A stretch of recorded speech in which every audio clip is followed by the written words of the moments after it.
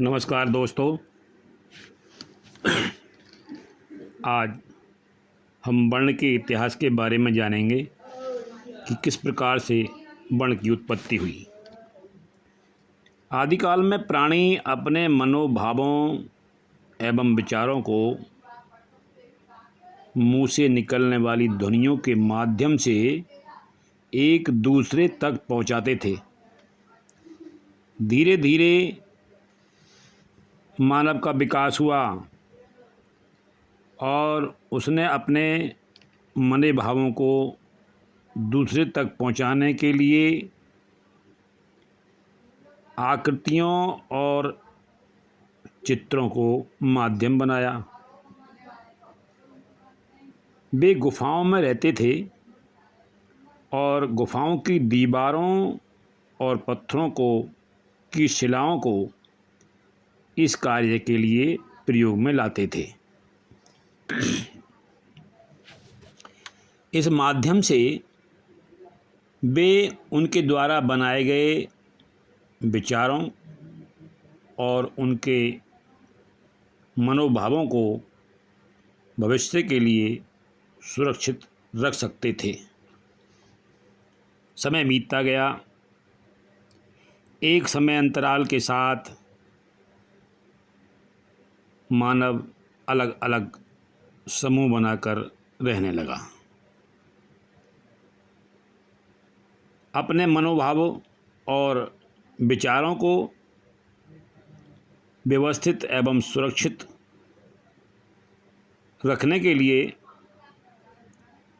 प्राणियों से उत्पन्न ध्वनियों को रूप दिए गए और फिर इन्हीं ध्वनि चित्रों को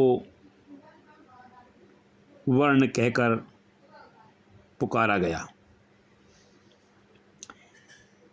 इन ध्वनि चित्रों के प्रयोग से वे अपने संदेशों को गुप्त रूप से भी भेज सकते थे। इन ध्वनियों को 4 प्रकार से जाना गया। प्राकृतिक ध्वनि, ये वह ध्वनि थी जो कि अनायास ही उत्पन्न होती थी। संयुक्त ध्वनि वे ध्वनि थी जो 2 या 2 से अधिक ध्वनियों के मिलने से उत्पन्न होती थी। अनुनासिक ध्वनि वे ध्वनि थी जो कि नासिका के स्वर को साथ में लेकर उत्पन्न होती थी।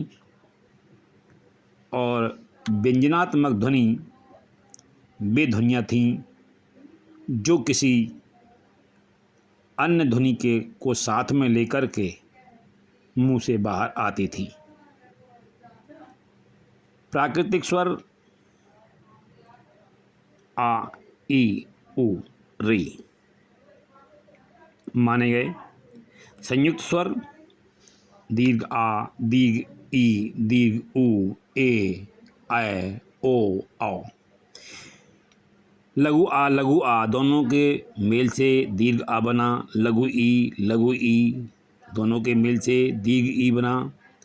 लघु उ दोनों के मेल से दीर्घ उ बना। आ और ई के मेल से ए बना। आ और ए के मेल से ऐ बना। आ और ऊ के मेल से ओ बना। आ और ओ के मेल से औ की उत्पत्ति हुई। अनुनासिक जो स्वर वर्ण हैं वो अंग, इसको अनुस्वार भी कहते हैं, और अर्धचंद्र बिंदु ये अनुनासिक हुए। व्यंजनात्मक वर्ण ये वे वर्ण हैं जो बिना किसी स्वर को सम्मिलित किए उच्चारित नहीं होते, अर्थात जब तक उनके साथ किसी स्वर को ना शामिल किया जाए तब तक वे मुंह से बाहर नहीं आते। इनमें ये मैंने आपको यहाँ दिखाया है, का से लेकर के हा तक ये हलंत व्यंजन हैं।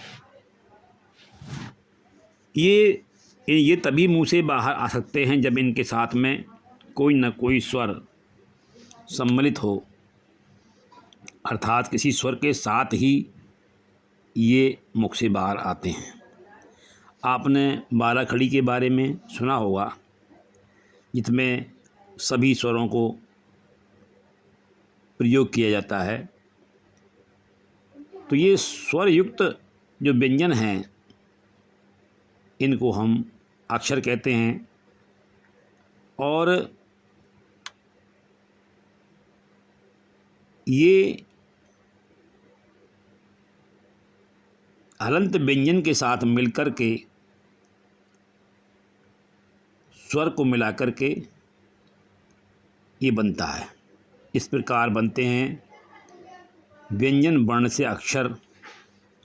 आप देख रहे हैं, हलंत का में आ मिलाया गया, हलंत खा में आ मिलाया गया, हलंत गा में आ मिलाया गया, हलंत गा में आ मिलाया गया, और गा में आ मिलाया गया। इस प्रकार से ये जो अक्षर बने का, खा, गा, घा, ङा, इसी प्रकार चा, छा, जा, झा, या, फिर टा, ठा, डा, ढा, ड़ा, ता, था, दा, धा, ना, प, फ, ब, भ, म, य, र, ल, व, श, ष, स, ह।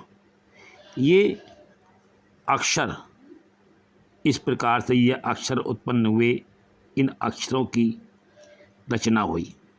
तो अब आप समझ गए होंगे कि वर्ण में, व्यंजन में और अक्षर में क्या अंतर है।